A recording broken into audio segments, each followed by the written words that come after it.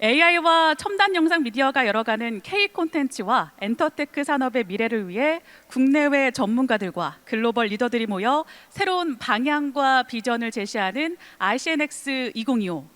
어제 첫날은 AI가 만드는 엔터테크 생태계의 대전환이라는 주제로 국내외 전문가들이 다양한 시각과 깊이 있는 통찰을 전해 주셨습니다. 많은 분들이 엔터테크 산업과 첨단 영상 미디어의 미래를 다각도로 조망해보는 소중한 시간이 되었으리라 생각이 됩니다. 오늘 둘째 날은 몰입형 첨단 영상 미디어가 창조하는 새로운 엔터테크 경험이라는 주제로 더 풍부한 사례와 혁신적인 아이디어로 여러분을 찾아간다고 합니다. 많은 관심과 참여 부탁드립니다. 오늘의 첫 번째 키노트 스피치는 온드레아 프람, UNLV의 이머시브 러닝과 드림스케이프 런 창립 디렉터께서 확장 현실이 이끄는 산업과 교육 혁신이라는 주제로 ICNX 2025 둘째 날의 여정을 열어주시겠습니다. 온드레아 프람 창립 디렉터는 현재 네바다 대학교 산하 드림스케이프의 몰입형 학습 프로그램 창립 디렉터로 VR, AR 기반 교육과 첨단 기술을 접목한 혁신을 이끌어왔던 전문가입니다. 또한 스티브 스필버그가 초기 투자자로 참여한 드림스케이프 이머시브와 함께 차세대 몰입형 학습 콘텐츠를 개발하고 계신다고 합니다. 자, 그러면 큰 박수로 온드레아 프람 창립 디렉터를 무대 위로 모셔보겠습니다. Please join me in welcoming founder director Aundrea Frahm to the stage.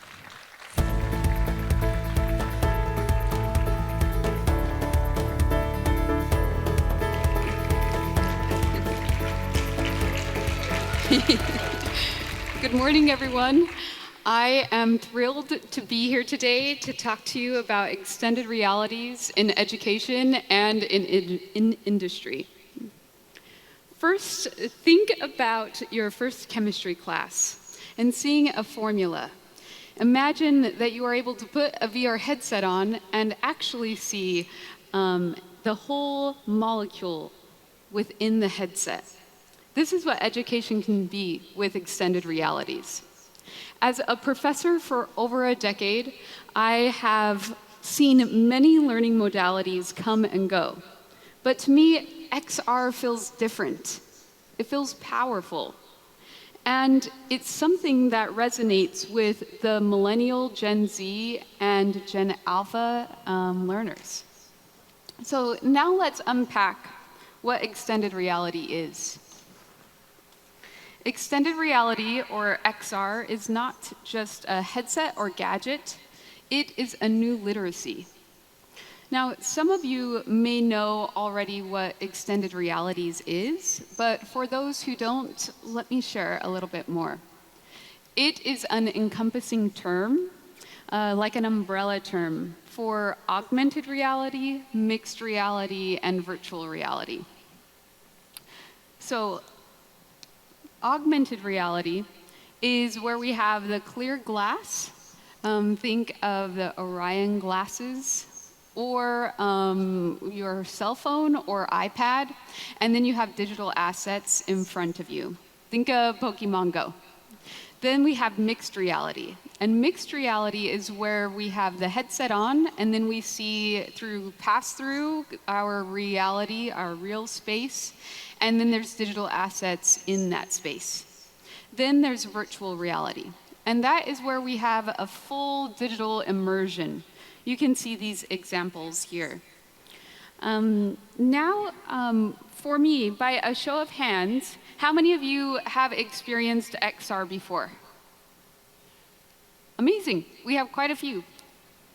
All right, now that you have this vernacular, I would like to share a little bit about my story. For me, I came from academia and was a professor for over a decade. I was teaching sculpture at UNLV, so I was teaching woodwork, welding, and casting. And a librarian came to me and said, "Hey, Aundrea, I have this new tool that I think you would be interested in."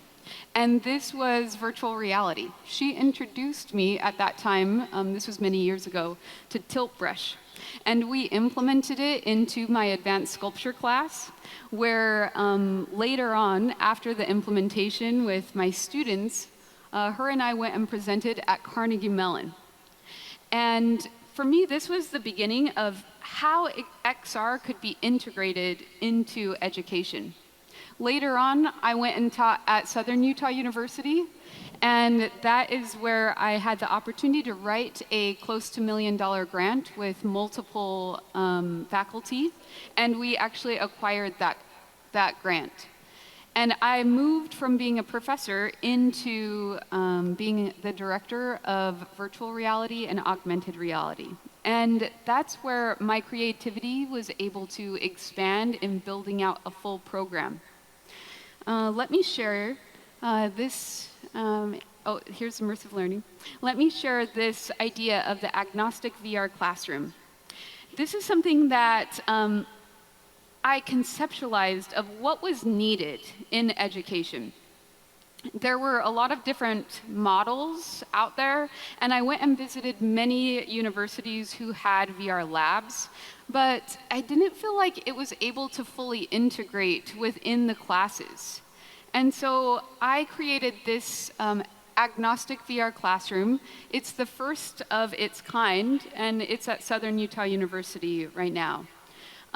This model is called agnostic because of its openness. We're able to have 23 MetaQuest 3 headsets, and we are able to have a plethora of educational content on these headsets.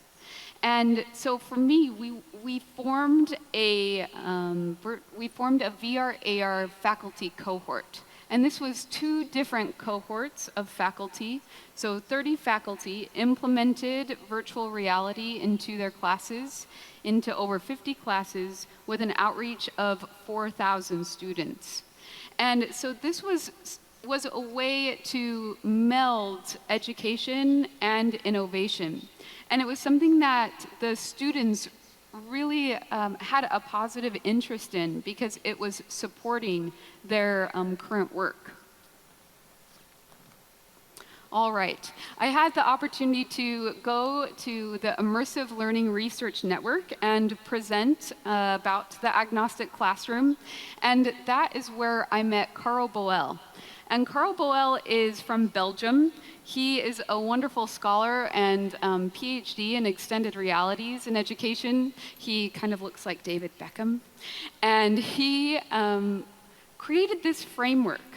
And in Belgium, they did something a little different, and I thought it was brilliant. What they did was they got a group of extended reality professionals from all different levels and walks of life, and they brought them together to build a framework to integrate extended realities into education, specifically K through 12.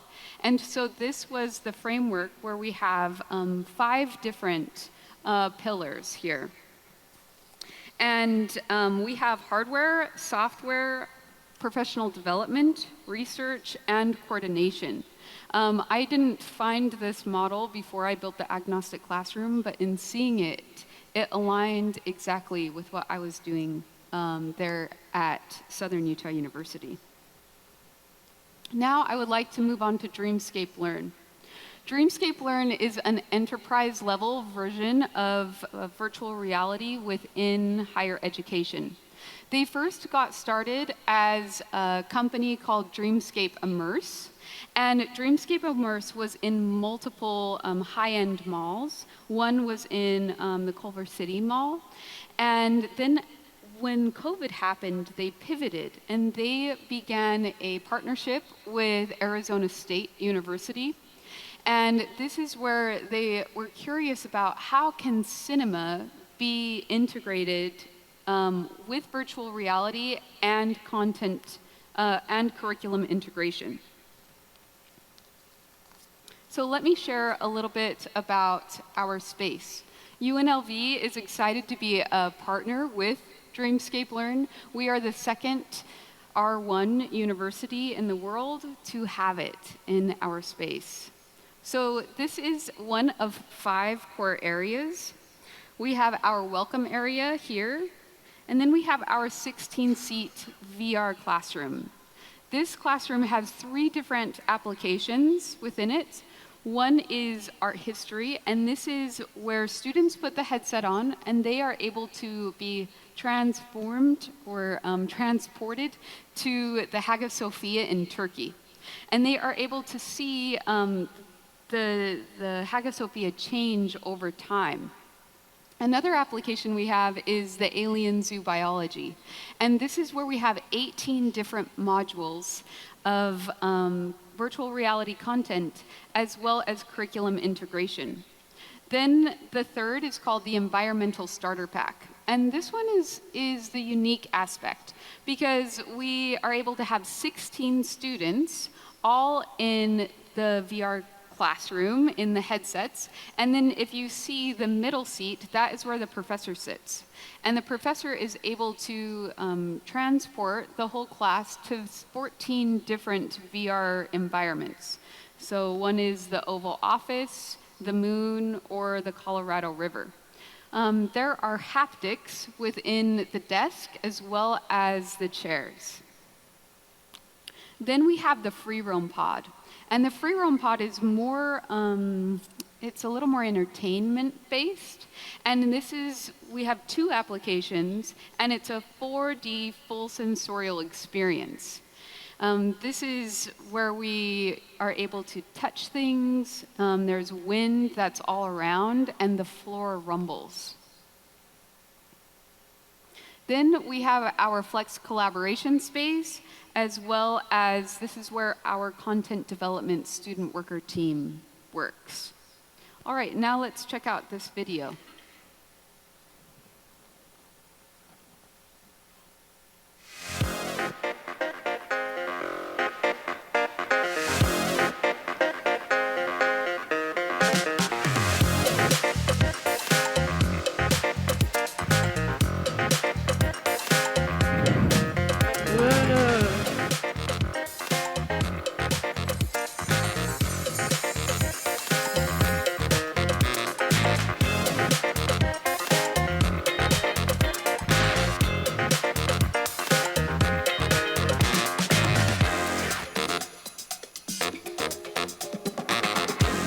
Hello.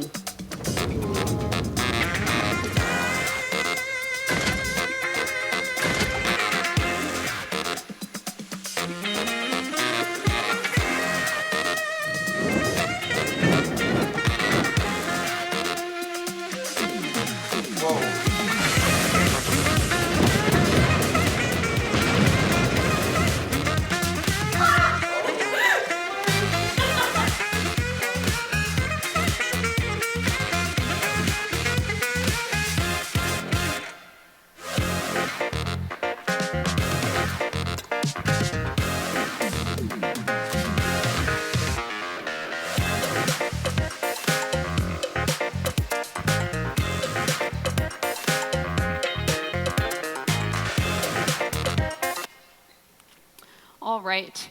We're very excited to be able to have Dreamscape Learn at our university. When faculty come into our Dreamscape Learn space, they try these applications, and then their minds start turning of how they could utilize this within their classes. And that brings me to content development. I have had the opportunity to build multiple VR applications for faculty with student-led content development teams. And to me, one of the special aspects is where the students who were the users of VR become the creators. And I had a faculty come to me. He was a chair of the library, and he had an idea. He said, Aundrea, I have all of these beautiful hand-woven Native American Paiute tribal baskets in special collections, but our students are not able to see them. And so he was interested in us building a museum for these baskets. And so he worked with the Paiute tribe elders to approve the build of this application. And this is something where we get to think about, how do we archive history? Is this useful? And in what ways can it be useful? So let me share a little bit about this application build. This is about, it can be about 14 minutes or longer app build, and it took quite a while. For any of you who are in extended reality development, the development time is very long. And so with this, we had a team of about 10 student workers. Some were from our VR AR department, and then the others were capstone students from computer science. And so we're able to have videos and photos within this space. And then we 3D scanned all of the Paiute Native American baskets that we had. And this is something where we are able to scale the basket up and down. And then we're able to favorite different baskets or tools that are in the space as we go through the museum. And this museum is, it has 4 or 5 different rooms. And in the very end, there is a compare and contrast. Here you are able to see the tombstone is what it's called in the curatorial practice of the information about the object. And we get to see the detail and some resolution. And we were able to optimize this for the Quest 3 headset. And this is the favoriting that you're able to see. All right. Then at UNLV, we are building our own content dev team as well. We have 7 students, and this is one of the aspects that we're working to expand, is to have a game development major in some capacity. And so here our student workers have been building actually a chemistry application, and these are industry leaders in Las Vegas, and they are interested in how can our student development team build extended reality applications for industry partners within the city. And that leads me to XR industry leaders in general. This past week, last week, I had the opportunity to visit Apple, which was quite incredible to see. And I tried on the Apple Vision Pro headset. How many of you have tried the Apple Vision Pro here? Okay, so a couple of you, amazing. For those who have not tried it, you put the headset on, and the color resolution, the pass-through, is quite phenomenal. One of the best aspects of this headset is that you are able to navigate using your eyes. And so you just look at different windows, and then you click, and you are able to open the windows. But another aspect that's really powerful is the render quality. I was able to see a full jet engine and pull it apart. And the resolution, the texture, the reflection was just incredible. We were there because we're interested in specific content development applications that they have or are interested in building for education.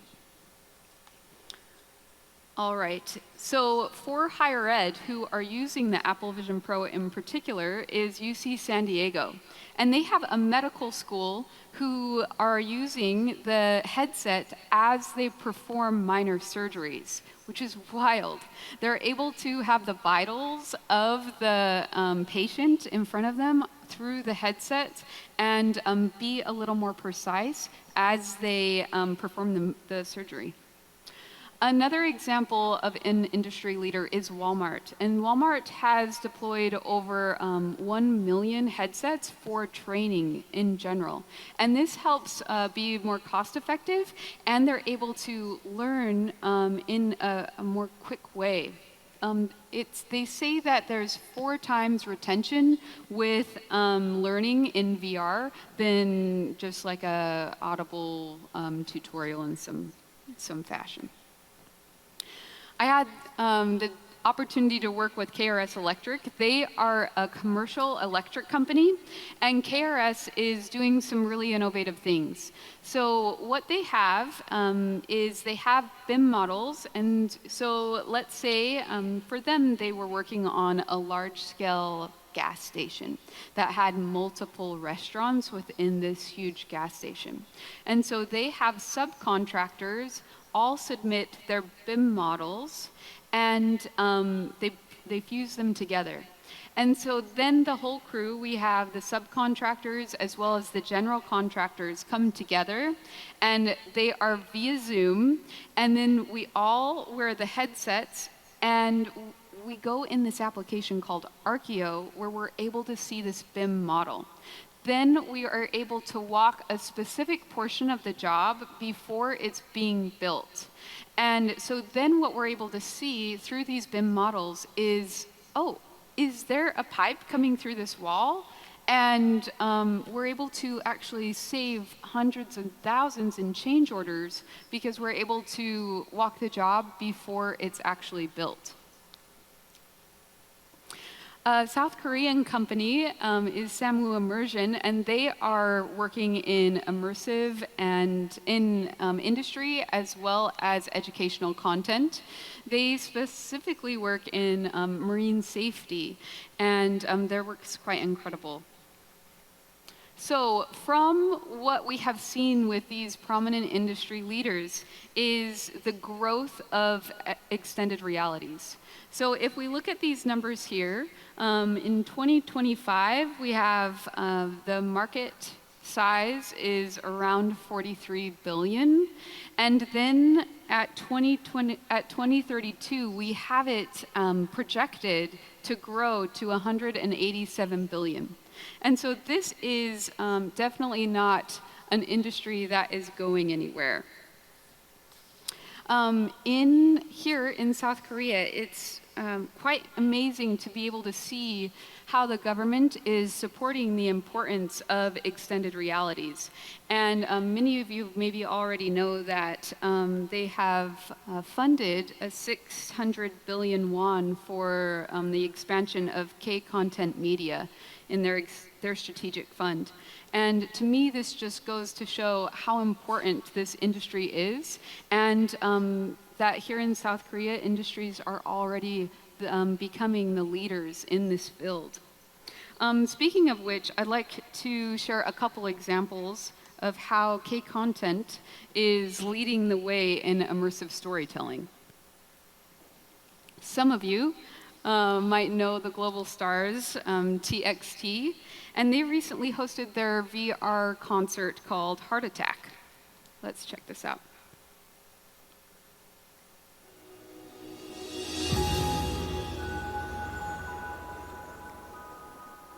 Tomorrow X Together, also known as TXT,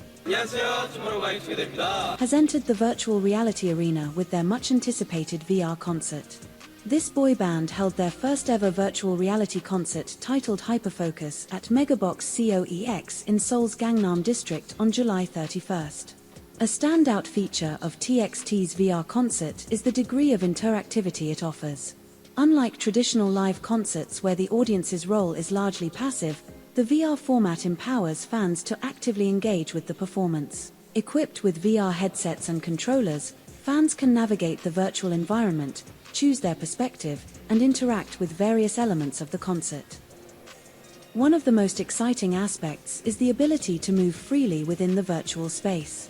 Fans can opt to view the performance from the front row, hover above the stage for a bird's-eye view, or even explore the concert's thematic zones that are seamlessly integrated into the VR environment. This freedom to choose and customize one's viewing experience makes each concert unique and personal, allowing fans to tailor their experience to their preferences. Additionally, the VR concert incorporates real-time interactive features such as virtual chat rooms and fan zones. These areas allow fans to communicate with one another, share their experiences, and even participate in virtual fan events. This level of interaction creates a communal atmosphere, fostering a sense of connection and camaraderie among fans who may be physically distant but are united in the virtual space. This innovative concert experience not only showcased the group's musical prowess but also redefined how fans interact with their favorite artists in the digital age. So I found this concert so fascinating because they had a group all together within one space where they were able to view this concert. But then there are other options with concerts where you could be anywhere in the world and see a specific concert. Maybe some of you have a Meta Quest. I was able to see the Doja Cat concert. You're able to go into Horizon Worlds. And one fascinating aspect is you are able to change your view, and you're able to be with, friends who might be in different states or different countries. And so this is something, where there is a change in how are we viewing live events. All right, another example I wanted to share is the recent Netflix K-drama, My Hollow Love. And here it explores how technology is being reshaped with, human connection. Scholar Pacini notes that AR, holograms, and AI function as narrative mechanisms, and they show how the virtual becomes emotional. K-dramas now serve as collaborative laboratories where culture, technology, and story converge. So, what is the future of XR? As someone who is a trailblazer in this space, I think a lot about what is the balance between the digital and the real. As these stories show, extended realities can deepen how we experience emotion and culture. But to me, how do we have that balance of the real versus the digital? While I've been here in INCHEON, I have had the opportunity to go to multiple parks that are just phenomenal. And I was able to see a performance called Movement at the Tribal Performance Space in Central Park here. And to me, it made me think, reality is so important to us. But the digital space and this digital expansion is also important. And XR is transforming how we work and how we learn and connect. And the youth of today, maybe many of you, or some siblings that you have, or even children that you have, are being raised with screens in their faces. And some people are having a harder time being in reality. And for me, for those of us who are creating in this space and in this field, we are stewards and pioneers. And to me, it's our responsibility to be mindful of how we utilize XR.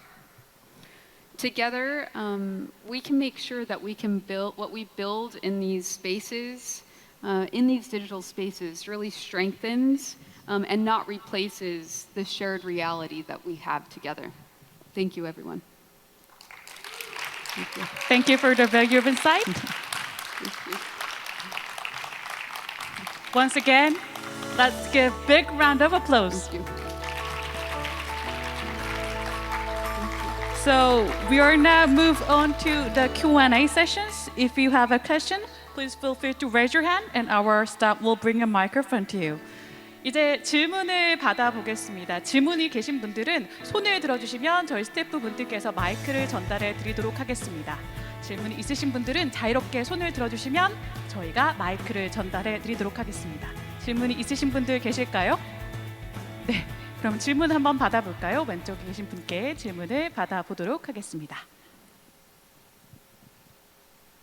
예, 오늘 발표 잘 들었습니다. 발표 사례 중에 그 학생 개발팀 운영에 대한 부분이 있었는데요. 한국 대학 교육에서는 아무래도 이제 XR 컨텐츠를 개발할 때 비용적인 측면 문제 때문에 지속적으로 개발하고 활용하는 데 좀 한계가 있는 경우들이 많습니다. 그래서 발표 중에 나온 학생 개발팀 운영이 좋은 대안이 되지 않을까라는 생각을 하거든요. 그래서 그 학생 개발팀 운영이나 운영과 관련된 정책이라든가 아니면 뭐 인센티브 제도 뭐 여러 가지 것들에 대해서 좀 설명을 부탁드리고요. 한 가지 더 추가적으로 개인적인 관심사에서 좀 드리고 싶은 질문이 있는데, 혹시나 그 드림스케이프 런이 농업 분야나 이런 부분에 있어서 뭐 스마트팜이라든가 이런 부분에 있어서 혹시나 진행하고 있는 프로젝트나 이런 게 있다면 그 사례도 좀 소개를 부탁드립니다. Thank you so much. For the first question about the content development teams, I would suggest, if possible, having content development teams that were tied somehow to a major in game development. And then we are able to pay students as part of the Immersive Learning department. And so a portion of their hours, our students are able to work 20 hours a week, and we have different application builds that we are working on. Each student has a specific role. Some focus on the coding, some focus on rigging or the creation of the environment or optimization. So having those separate roles is important. One of the aspects that we're working to have is professional development teams. So professionals within the XR space come in and be part of the team. Then our students would be able to, our student team would be able to learn directly from them. Right now we are still configuring the logistics of having industry partnerships within our content development team. One aspect for the industry partner to be mindful of is that it's a long process. And one thing that I didn't mention was we are working to try to have AI integrated into the content development aspect. It's still moving along and slow, but our students are utilizing that to help build assets or adjust assets, as well as assist with the coding. So that's to answer that question. Then the second question was about Dreamscape Learn. And with Dreamscape Learn, we have the different applications. Specifically with the biology application, we have 18 different modules. And then there is curriculum that goes with that application that the students do afterwards within their real class. I hope that answered your question. 네, 충분한 답이 되셨을까요? 네, 저희가 시간 관계상 많은 분들의 질문을 받아보고 싶지만 오늘은 한 분의 질문만 받고 이렇게 마무리하도록 하겠습니다. 이어지는 오후 세션에서 패널로 참여하시니까요. 라운드 테이블에서 못다한 질문들을 하시면 좋을 것 같습니다. 그러면 세션을 마무리하기 전에 연사님께 ICNX 2025를 참여한 소감과 끝인사를 청해 보겠습니다. Before we wrap up, could you please share your impression on participating in ICNX 2025 and final message for us? Yes. It's been such a pleasure to be here and to be able to present among such incredible experts. I have learned so much, and I hope that the participants have learned so much while they've been here too. Thank you. Thank you. Thank you. Thank you, Director Aundrea Frahm, and thank you everyone for your attention. 다시 한번 큰 박수로 감사 인사를 전하겠습니다.